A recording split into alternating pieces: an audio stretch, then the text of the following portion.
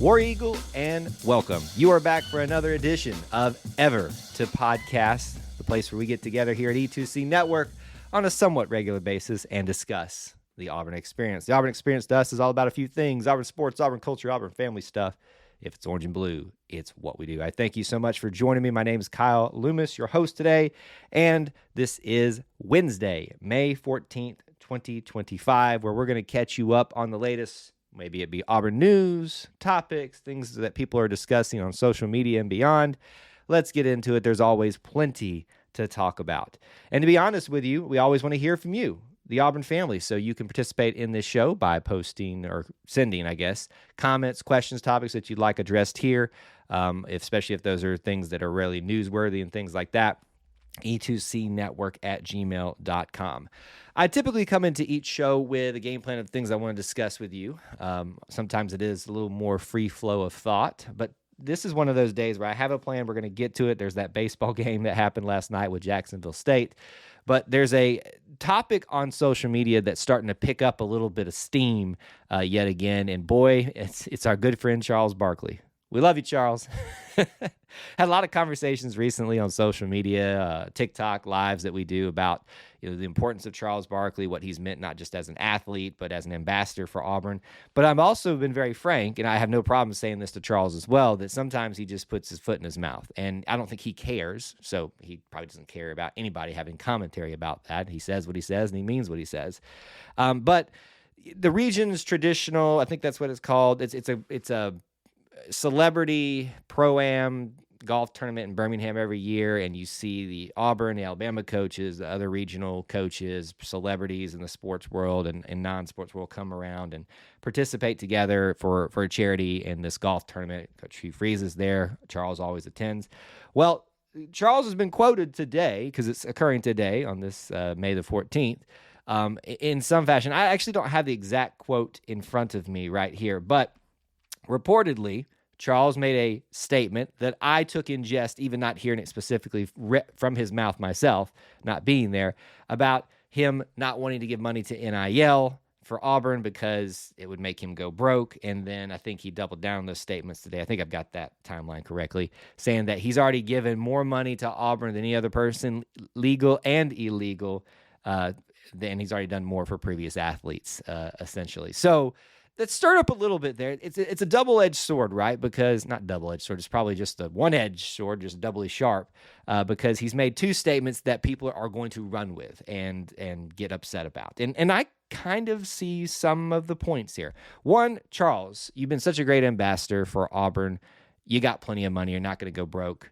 Why aren't you giving to Auburn? Now, his reason for that may be just deeper than just I've already done that, and I would believe and hope that reason is more than that, because I'm sure he's got plenty of money having companies and things like that where he is so prominent on the NBA space. So I'm not even really criticizing him in that way. Everybody's got their reasons. It's their money. They can do with it. And Charles has certainly done more for Auburn than most will ever do in their lifetime. It's just an interesting take. If you want your team to succeed, if you want your school to succeed, your athletic programs, I think, frankly, the women's basketball program is probably the one that he could benefit the most if he were to help in that way in NIL.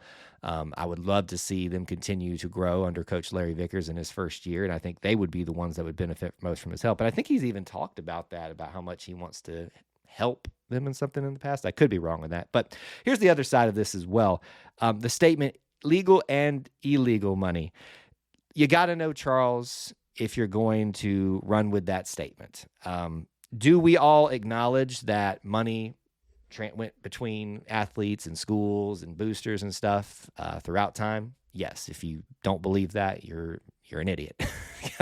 But I promise you, your school is not squeaky clean too. If you're someone that's not an Auburn fan listening to this, look, I have no proof of it, so I can't. It's just speculation at this point. But I think we can all use some common sense. Charles probably was involved in that in some way with the amount of money that he has. I'm just speculating. That's all. But you also have to take this statement, knowing who Charles is, how he likes to make inflammatory feels like a very strong word, but very strong statements that we get a lot of reactions a lot. This is just who Charles is, but he's still a great ambassador for Auburn. It's just an interesting thing today with him being in the news and statements made by him that's going to get some articles and things and reactions made.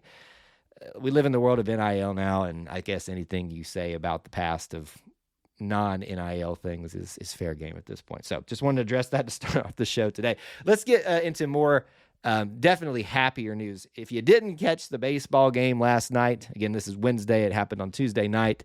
Boy, you missed an Auburn offense that showed that this weekend was not a fluke. I mean, we've already touched on it, how well they did in the South Carolina series. But today, your Auburn Tigers are victorious again, and just by an incredible amount. And on top of that, they also had a really feel-good story on top of that. And I said this too. I tried to give you guys a warning. Don't sleep on Jacksonville State, and I still stand by what I said. I still mean it. I still think that you should never sleep on those type of teams. They nearly beat Auburn earlier in the year. When we played them previously, but 19-1. In some rankings, Auburn's number 2, and they showed it. 19-1. Auburn takes down Jacksonville State, and it was over from the get-go. I think it was like 7 in the first inning or so, or something like that. It got out of hand quick, and Jacksonville State was not able to recover. Some of your normal players are the ones that were getting involved, and showing Alvarez pitched last night. The other thing too is this cool story. You probably know Sam Dutton. Sam Dutton has been probably one of the biggest pickups for Auburn in terms of where their greatest needs were last year, and that's pitching, mainly starting pitching. And his transfer in from LSU, and a lot of people have talked about that in comparison with who we lost to LSU, Chris Stanfield. Did we win that trade? I push back on that narrative a little bit because I think Chris is, from what I understand, doing pretty well for himself and for LSU. So I think both things can be true. It could have been a beneficial thing for both teams. So I don't really want to use that as a way to disparage him in any way. It's just the world of NIL. That's what happens. But Auburn needed more pitching, starting pitching. And certainly Sam has become a big part of that. But we're not here to talk about Sam today. We're here to talk about his brother, Andrew Dutton, who came in as a super senior. I think when he was announced as a transfer in from Birmingham Southern, which if you remember that school closed down, a lot of people were, well, is this just one of those, your brother's here classically? And that might be the case, but obviously we want to help people out in those type of situations, and Auburn was able to do that. And he hasn't played a lot this year. In fact, he hasn't had a bat until last night. He has been serving mainly as Auburn's first base coach apparently this season, not even really playing. But last night he did. When you get up 19-1, well, that was the end score, but whatever the score was when he came in, at least it was 18-1 at that point. First at bat, the only one as an Auburn Tiger. He is not only 1 for 1, it's a home run out to right field. Baseball is a very romantic sport, and I don't mean people hear romantic and they're like, what do you mean romantic? It just means like it's a very poetic, it's a beautiful sport. Auburn baseball is especially a romantic and beautiful sport and a beautiful thing. That story is incredible. If you haven't seen it, go watch it. You're missing out. And if you're not paying attention to that team and what they're doing right now, but congratulations to Andrew Dutton for your moment in the sun. And boy, did you make the most of it. Love stories like that. Let's do some other news things, maybe rapid fire through that. Men's golf is just dominating the field. I mean, I wanted to spend some time talking about it, but it's just going to be a repeat of yesterday. And they're up like negative 29 or negative 29 under on the day. You can tell I'm not a golf person trying to get the lingo out, but they're going to make the cut in their regional and going to continue on in that competition, doing just fine in Auburn, hosting a regional, making the competition look just silly. And I think Brendan Valdez just broke the record for most birdies by an Auburn golfer, men's golfer ever, which is an incredible feat in and of itself. Keep track of them. That's going on right now as we speak, so we'll most likely at least update you on the finality or where we're at with that tomorrow. If you like basketball, Auburn men's basketball, obviously the season's out, but one of the great things is with the TBT, the basketball tournament. It's a summer tournament where a lot of teams are formed around the principle of getting former schools' players together. War Ready is that for Auburn and has been for some time. They've assembling a team. They have now added Chris Moore as their latest brand new addition because he's fresh off of this team to War Ready. That includes Leora Berman, Malik Dunbar, Antoine Mason, Wendell Green Jr. There's going to be one USF player on it so far. I would imagine there'll be some non-Auburn players still added. And then LaRon Smith is like a part of the leadership of it. I'm curious if he'll play or not. Obviously, being a tall guy, that would be very helpful for that team. But there you go. There is your updated roster with Chris Moore being added to it.